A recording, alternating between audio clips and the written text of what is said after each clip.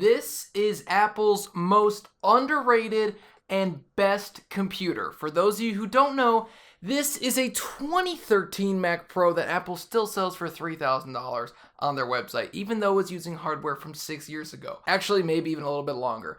I'm going to tell you why this might possibly be Apple's best computer they ever made, and why it has a special place in my heart and is probably my first or second favorite Apple computer that Apple has ever made.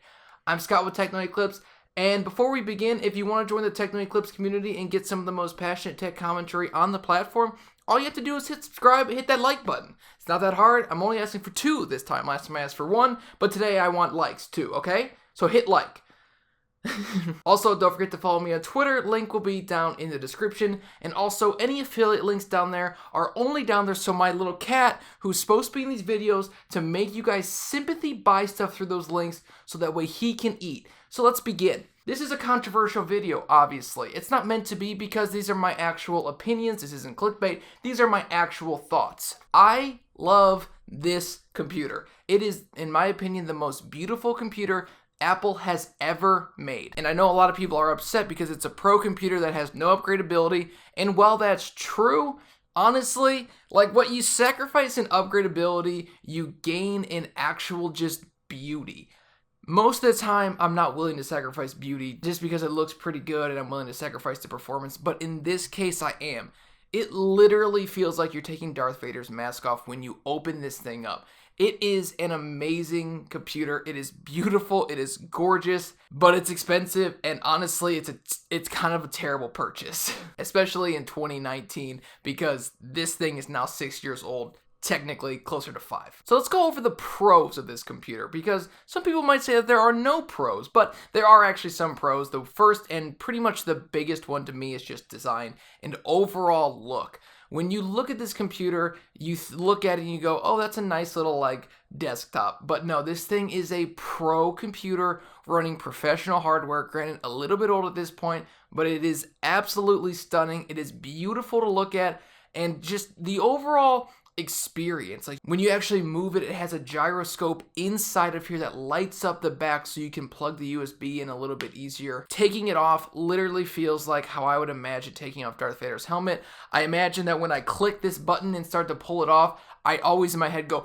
psh. And really the fact that they could fit all that in here is an allegory to how good Apple is at actually design and how good they are at kind of cooling stuff. They kind of suck at it, but the fact that they could cool 2 graphics card and a Xeon CPU inside of a case that's this small is really amazing, and honestly something that we should probably just appreciate. Whether you like the computer or not, oh, looks like a trash can, that's a terrible joke. Also, the RAM on the back is pure black. It looks sick. This computer is beautiful. I don't care what anybody says, it's the most beautiful computer man has ever built, and I really believe Steve Jobs would have been very proud of this computer because that's what he was all about. Smaller, thinner, lighter, more powerful. That's exactly what this computer is. So the next pro is that it'll probably have longer support than some of the other 2013 Mac products. Again, this is now 5-6 years old, holds its value pretty well, but being 5 and 6 years old, you do start to wonder how long will this be supported.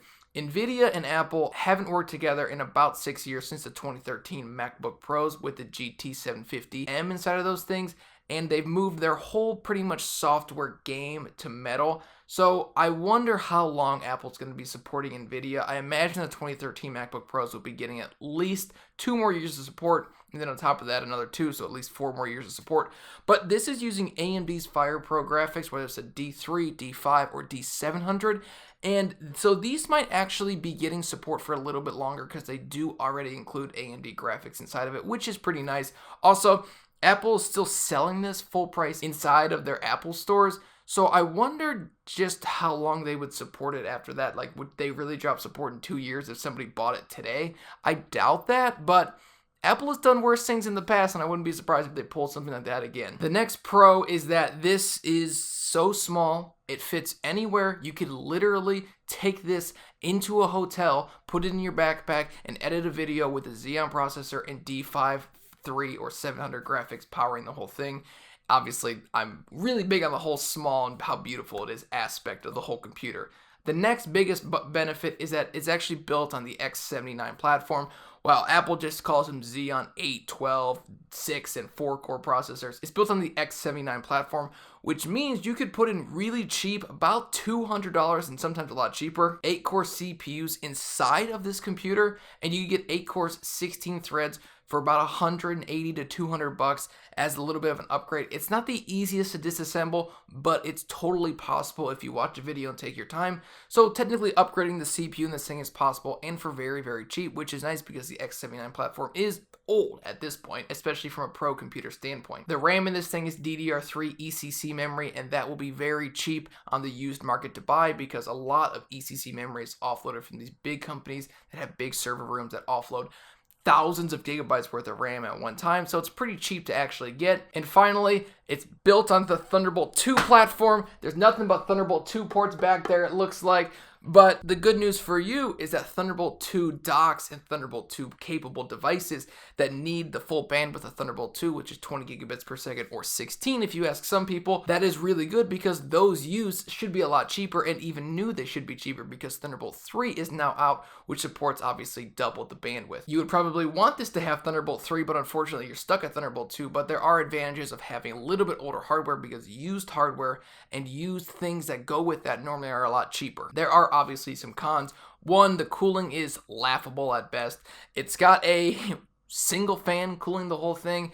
It does its job to a point. Apple lets their hardware run a little bit warmer, but you might experience a little bit of thermal throttling. I know I did when I was playing around on it. It was getting pretty warm, but again, you sacrifice that performance for just the most beautiful computer of all time. The next biggest con is it's not upgradable. The CPU is theoretically upgradable, but not easily upgradable, and the GPUs are, again, actually theoretically upgradable, but they never really gave you any support for that. You were supposed to be getting upgradable GPUs. I don't know if you guys knew that, but actually you were supposed to. I think you could technically pull out a D500 and pull out the other D500 and put in a D700, but that's really expensive to do and not something I would actually suggest doing. If you want to upgrade the graphics, you could theoretically use a Thunderbolt 2 to Thunderbolt 3 adapter using an eGPU, plugging it into this, and you technically could use a desktop grade graphics card, but there are always some type of drawbacks with Thunderbolt 2 eGPUs. I know I was using one and it worked okay, but it's not the easiest thing to get working, and some people can't even get it working. So I wouldn't suggest that as the most viable option, but again, it's definitely possible instead of trying to buy D700 graphics cards, which are going to be like $1,000 total or even a piece. This thing's expensive. I bought this for $1,100. It's a 6-core, 256 gigabytes, 16 gigabytes of RAM, and dual D500 graphics cards for $1,100. That's an incredibly good deal. You're normally going to find these anywhere from $1,500 to $1,800. The reason I purchased it was just to flip it, make a quick buck, but I figured I'd make a video on it because it is my favorite computer, or second favorite computer that Apple's ever made. So you're getting pretty expensive hardware and an expensive computer, and it's not necessarily always worth it if you're like a video editor and you need faster hardware encoding. You're probably just going to want to go with like a Mac Mini with an eGPU solution because that has the Intel QuickSync, unlike the i7 or the i5, and those are both 6-core CPUs, along with this being a 6-core CPU. They are newer architecture, overall just a better 6-core CPU than this 6-core CPU, even the i5, although it doesn't have hyper-threading. It's just so much newer that it is a lot better, just in Geekbench and in pretty much any other test, unless you are somebody that needs Xeon CPU to run full tilt at all times. So there is that, obviously. And the graphics cards in this thing are, I alluded to this earlier, pretty lousy. They are actually really powerful, but they were never fully taken advantage of in software, and even apps like Adobe Premiere Pro just never really took advantage of the actual performance that those things could produce. So unfortunately, you're kind of stuck with relatively bad graphics. Again, an eGPU solution is possible. How easy is it? That's for you to decide. In my case, I was able to get it working on my old MacBook Pro with relative ease, but I know people have even emailed me telling me that they can't even get theirs working. I've tried to help them, but it's not the easiest thing to get working. It's not easy if you're trying to use web drivers or anything. It's not the easiest and most seamless experience because Apple doesn't support it. I don't know why. It doesn't really make any sense, but they don't support it. Probably because it makes their old computers last too long. So it's kind of frustrating seeing that, but you're kind of stuck with those D3, D5, or D700 graphics. Again, you could technically upgrade those theoretically by buying a D500 or D700 graphics card from a different Mac Pro and slotting it in, but I'm pretty sure you don't want to do that. So should you buy one? Probably not. I would say there are a handful of people that should buy one because a 12-core Mac Pro, if you could upgrade it yourself and you could get an eGPU working even with a Vega 56, and if you were to buy all those components used, at least at the price I purchased this at, you're looking at around $2,000, probably even cheaper. I know in my case I bought an eGPU for $150. I have a Vega 56 for $250, which is $400. On top of this, which is $1,100, that's $1,500. I bought the cables for another $100, which is ridiculous. But after you have all that, for $1,500, $1,600, $1,700 in my case, and sometimes more expensive if you're just to buy it on eBay, it might actually be worth it. That doesn't include the upgrade to the CPU, which would be probably $200 to $400. It's probably worth it if you already have a pretty good monitor and you don't need a 5K, which most people probably don't need in the iMac Pro. And honestly, the 12-core version of this computer performs better than the base model version of the new iMac Pro. In some scenarios and other scenarios, it doesn't because the 8-core Xeon processor inside that iMac Pro has much faster single-core scores. So who should buy this? There are like 3 people that should buy this. Somebody who codes, I would say, because of the Xeon processor, and you could put in up to, I think, 128 gigabytes of RAM, maybe only 64, but you can put a bunch of RAM in here for relatively cheap, and if you need to make iOS apps, that's the computer to do it if you're trying to do it on somewhat of a budget. Next would be somebody that prefers to use like Logic Pro 10 to make their music, and music apps will really benefit from a bunch of RAM and a CPU like a Xeon CPU, because if you're just using 1 or 2 different layers, it's not going to really help you that much to have a computer that's this beefy. Just get like a MacBook Pro or something. But if you're somebody who has like 40, 50, 60 different layers of audio, definitely consider something like this because the Xeon CPU and the RAM is very, very powerful. Although on that note, I do have a tough time totally offering and suggesting this because of the Mac Pro 2009, 2010, 2012, while those being upgradable and much cheaper in the long run. They're a little bit older, but the RAM is equally as upgradable, if not a lot easier to upgrade and a little bit cheaper. But those, again, are getting a little long in the tooth, so it's tough for me to say fully. In my opinion, I'd probably lean towards the Mac Pro, the cheese grater version, 2009, 2010, 2012, if you're trying to save a little bit of money. But if you don't mind sacrificing maybe a little bit of thermals for what is the most beautiful computer of all time, then buy the 2013 Mac Pro. People who shouldn't buy this are pretty much everybody else. If you are a creative that creates like films or creates photography, takes photography, edits photography, that's pretty much the people that I would say don't get this because the encoding on a Xeon CPU is pretty much the most lousiest thing of all time, the worst thing of all time.